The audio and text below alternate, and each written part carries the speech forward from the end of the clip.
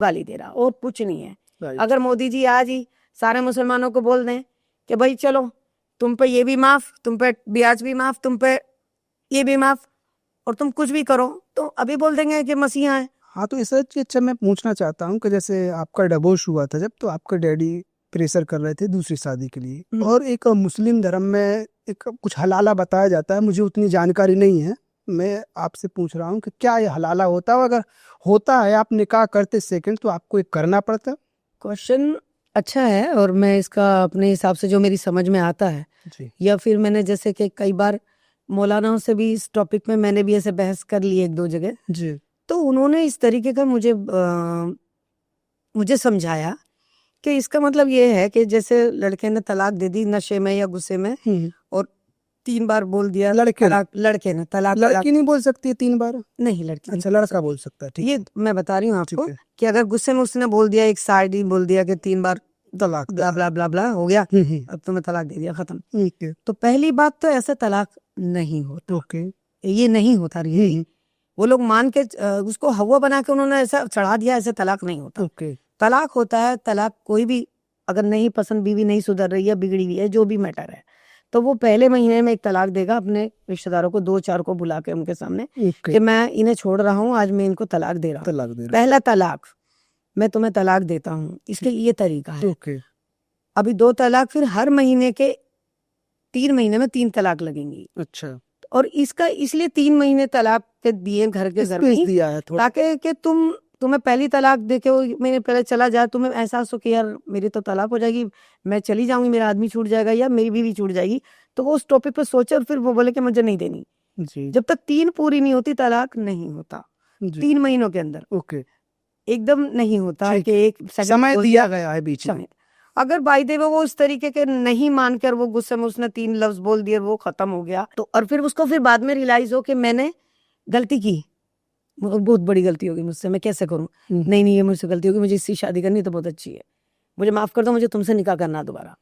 तो उस बीच हलाला इसलिए डाला कि उस आदमी को सजा देने के लिए, लेकिन इसमें बकरी का बला, बकरी बनती है, उसकी बलि दी जाती है, वो औरत पे आता है। ओके, सजा दे रहे उसके हस्बैंड को, लेकिन बलि ये बन रही है, बलि बन रही है, तो उसको सजा दी है एक तरीके से कि तुम्हारी इज्जत, तुम्हारी इज्जत जो तुमने एकदम ऐसे फेंक दी ना, अब पहले ही किसी और को मिलेगी, फिर उसकी झूठन साले तुम खाओ। अच्छा, तो वो इबरत है, मतलब एक तरीके से वो तुम्हें एक सबक है बताने के लिए कि अपनी इज्जत को तुम कभी किसी दोस्त के साथ तो इन्वॉल्व नहीं कर सकते ना, किसी रिश्ते तो।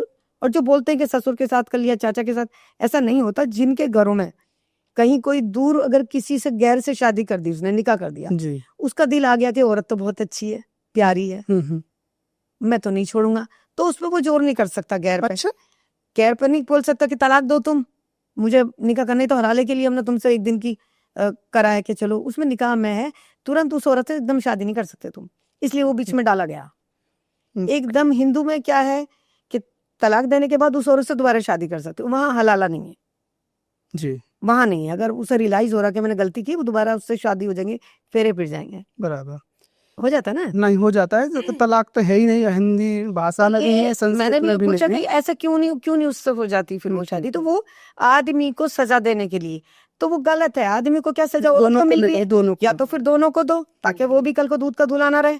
अगर उसे तुम किसी दूसरे से कर रहे हो, तो उसको भी बोलो कि तू सास से निकाह कर, बुढ़ी से किसी से निकाह कराओ, ताकि उसे भी लगा रहे यार बुढ़िया के साथ,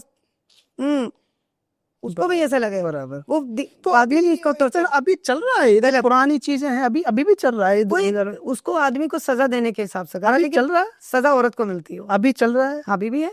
अच्छा है, इतना मानते हैं लोग जो ज्यादा उस पर चलते हैं, एक अपने कहते हैं ना मजहब कट्टर वाली, उनके वो कर रहे हैं सर। तो इसमें तो मौलवी वगैरह भी फायदा उठा लेते होंगे, बेनिफिट उठा लेते होंगे कि नहीं मुझे तलाक नहीं देगा, मैं 2 महीने बाद दूंगा, 3 महीने बाद दूंगा, 4 महीने बाद दूंगा। ऐसा कई जगह कई केसों में हुआ है। अच्छा। हमारे यही हुआ है। जब मेरा तो बाद में डिवोर्स हो गया, उससे पहले ही हमारे बाजू में मुस्लिम फैमिली रहती थी और नमाजी परहेजी थी। गुस्से में पता नहीं कैसे भाइयों में लड़ाई हुई, अलग होने के ऊपर छोटी बहू ने बोला कि मुझे अलग होना, उसी बात पर उन्होंने गुस्से में उसको 3 लफ्ज बोल दिए जी। अब बोल दिए, रोआ पीटा मच गया, वो बहू रोने लगी, मतलब उसको रियलाइज हुआ कि मैंने गलती करी है, तुरंत वो बोलने लगा कि मुझे अभी इससे शादी करनी है, आज कैसे निकाह करना। अच्छा। तो बोले भाई अभी तो नहीं होगा, रात में तुमने तलाक दिया और अभी तुम सुबह में बोल रहे हो कि निकाह करना। बोले गलती हो गई। जी। बोला नहीं, ये तो पूरे मजहबी, क्योंकि मौलाना टाइप के लोग थे। हमारे बाजू में एक ही दीवार है, एक ही छत, बोले ऐसे। तो हमने पहली बार वहां देखा कि उन्होंने, छोटे भाई ने अपने बड़े भाई से एक दिन के लिए निकाह कराया अपनी बीवी का, वो एक ही घर में जैसे अब हम बैठे हैं। और वो बोले कि इसके हाथ का पानी पी लो। वो बोली कि मेरा तो जेठ है। उसने भी ये बोला कि मेरी बहू है, जी। मैं गलत इंटेंशन नहीं रहूंगा, लेकिन उसने बोला कि खाट पे बैठ के उसको पानी दिया अपने, और उसके बाद में उन्होंने पानी पिया।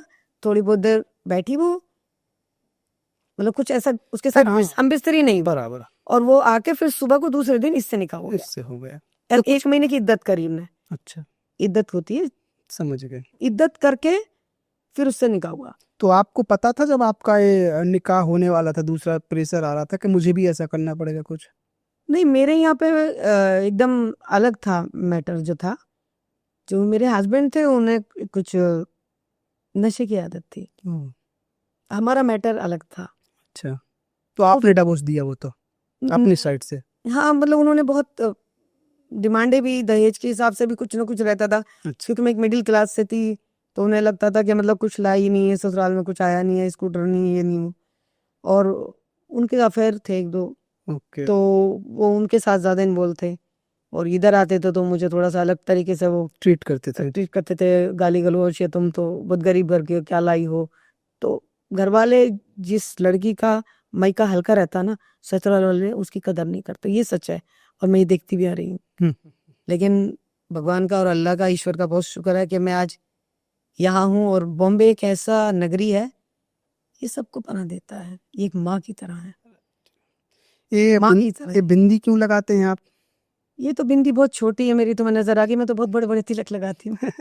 अच्छा। बचपन में होली आती थी तो हमारी अम्मी दरवाजा बंद करके ताला मार देती थी कि रंग वंग ना लग जाए, नमाजी थी जी।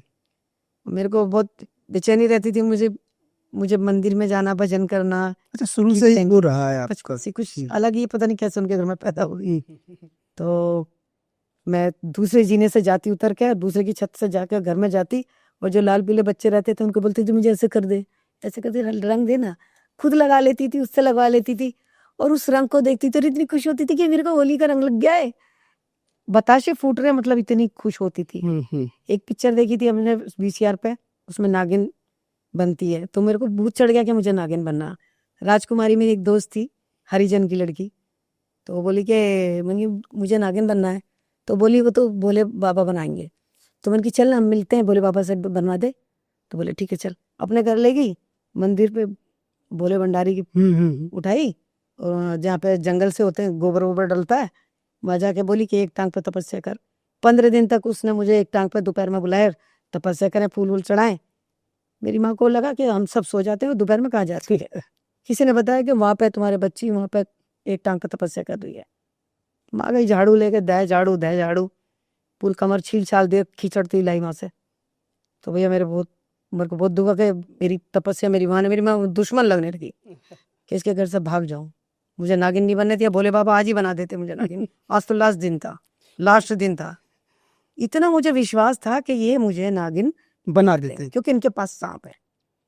मैं दिल की सच्ची थी। से लोग पूछते हैं कि भाई तुम्हारे में तो 4 शादियां भी कर सकते हैं। कई बार ऐसा हुआ, मुझे बुरा भी लगता है सुन के। क्या है 4 शादी वाला मैटर? ये 4 शादी वाला मैटर एक्चुअली जो आज दिखाया जा रहा है ऐसा नहीं है।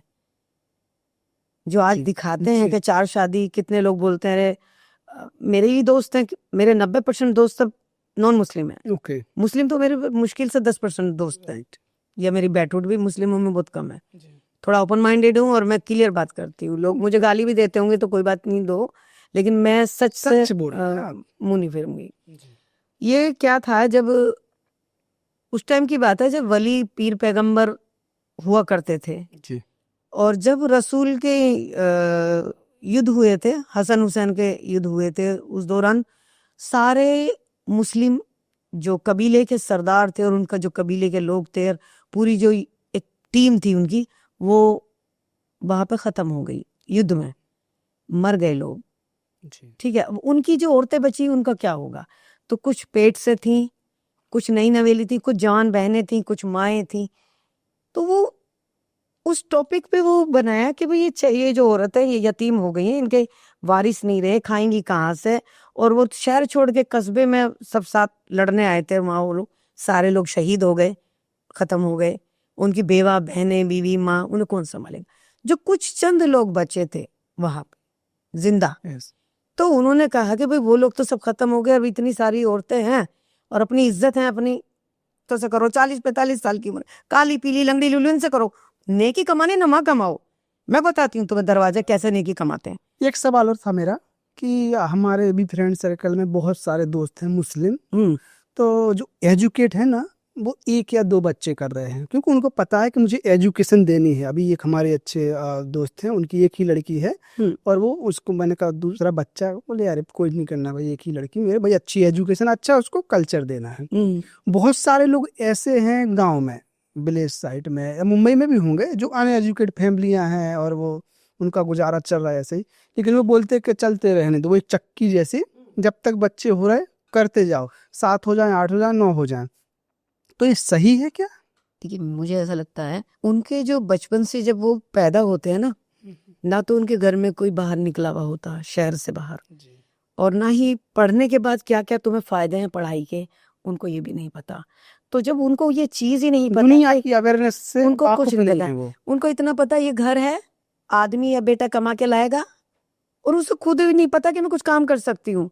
उसे लगता बेटा कमा के लाएगा, हम रोटी खाएंगे और बाबू पैदा करेंगे और यही जिंदगी है। उन्हें कुछ नहीं पता। वो एक कह रहे हैं कुएं के अंदर जो मेंढक रहता है, तो कुछ लोग मुस्लिम धर्म में कुएं के मेंढक की तरह है, उन्हें बाहर की दुनिया का पता नहीं है। राइट। इसलिए वो उन्हें लगता है कि किसी ने बोल दिया कि गुनाह हो जाएगा अगर ऑपरेशन करवाया, तो ये ऐसे करोगे तो गलत है, तो उनके दिमाग में वही ज़हनीत बैठी हुई है।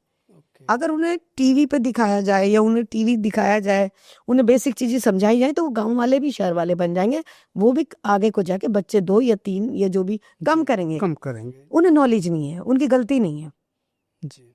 गलती उनकी नहीं है, उन्हें नॉलेज ही नहीं है। इसकी वो है कि अवेयरनेस नहीं है, और जो लोकल के लोगों में उनको गुमराह जो करके बच्चे रखते पढ़ हैं। लिख गए बाहर निकल गए, उन्हें पता है कि क्या चीज सही है और क्या गलत है। सच बात है, सच बात है। तो देखो, दो कहते हैं ना, एक भी पैसे का हो या इंसान की भी, रुख जिंदगी के भी 2 पहलू हैं।